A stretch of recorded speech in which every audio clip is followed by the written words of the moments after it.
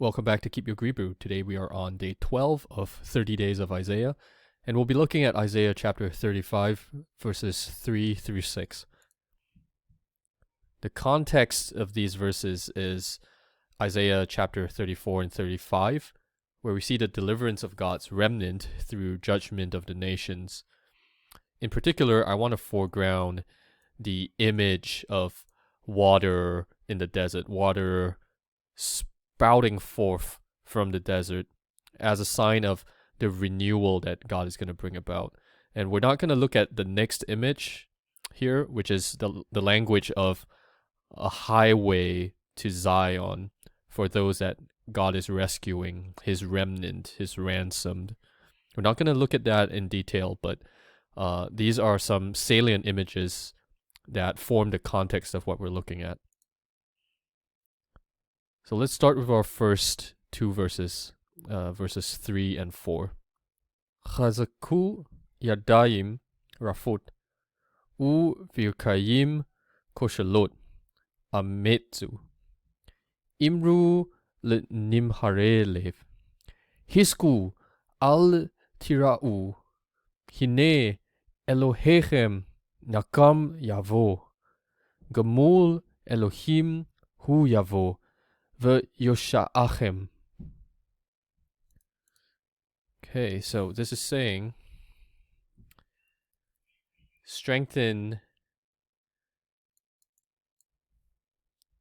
the feeble hands and make firm the stumbling knees.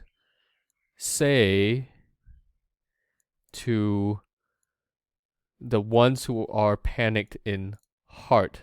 So this is actually from the verb mahar. It's a nifal active participle, masculine plural, but in its construct form. So this basically means those who are panicked or anxious in heart. Say to them, be strong, do not fear.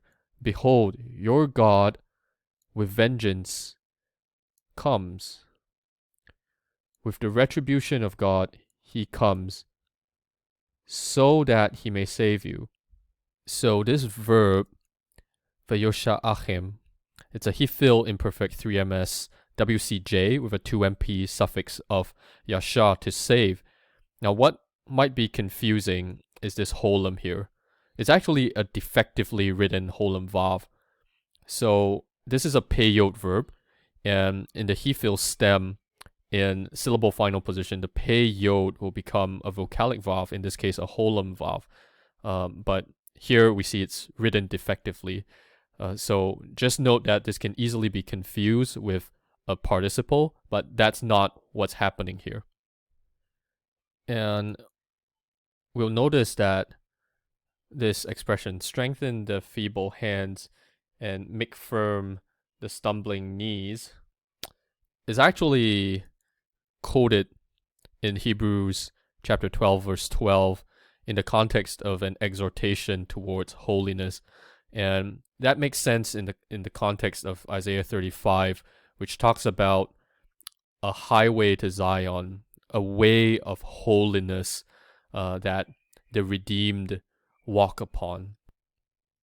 And another thing to note is that this life of holiness has everything to do with being utterly convinced that the Lord is going to be faithful to his promise to rescue his people. Moreover, this is a rescue that takes place in the context of the judgment of his enemies and his people's enemies. So look at the language of vengeance, retribution. God is a God of justice. The language of nakam, gamul. The Lord is not going to let sin and idolatry have the last word. And he's going to bring about justice so that he may save you. Moving on to verses 5 and 6. Az tipakachna ene ivrim v'ozne hershim tipatachna. Az yedaleg ka'ayal piseach. V'taron lashon ilem. Ki nifka'u v'midbar mayim. U nehalim ba arava. Okay, let's work through the translation here. Then the eyes of the blind will be opened. So this is a nifal imperfect 3FP of pakach. And the ears of the deaf will be unstopped. So this is a very similar verb that also means open, patach, and this is also a nifal imperfect 3FP. Then, like a deer, the lame man will leap. This is a peel imperfect 3MS of dalag. And the tongue of the mute man will sing for joy. This is a cal imperfect 3FS of ranan. 4. Waters in the wilderness will burst forth. And this is the plural form of nahal, which means torrent or wadi or stream.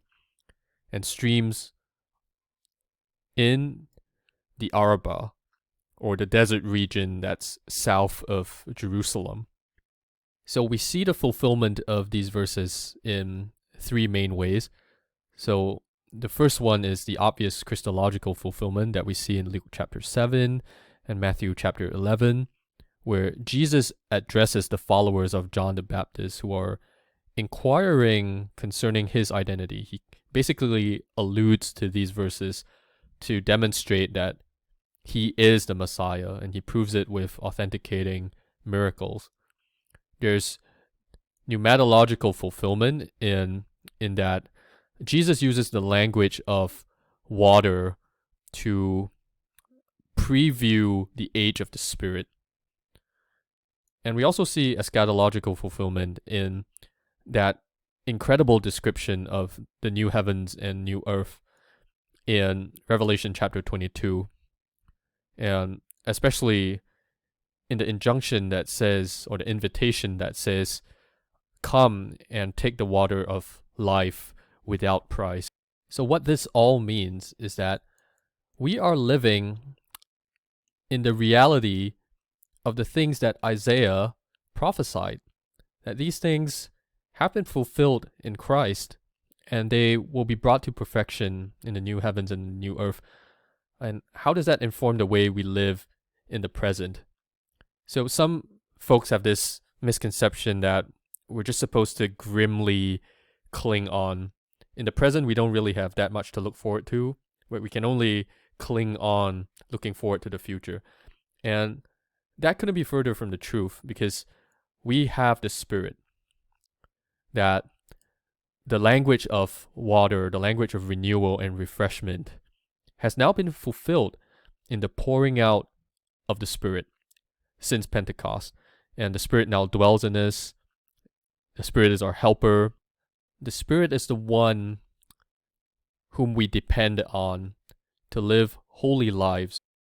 And the Spirit reminds us that God indeed will not leave or forsake us because of his presence with us by the Spirit.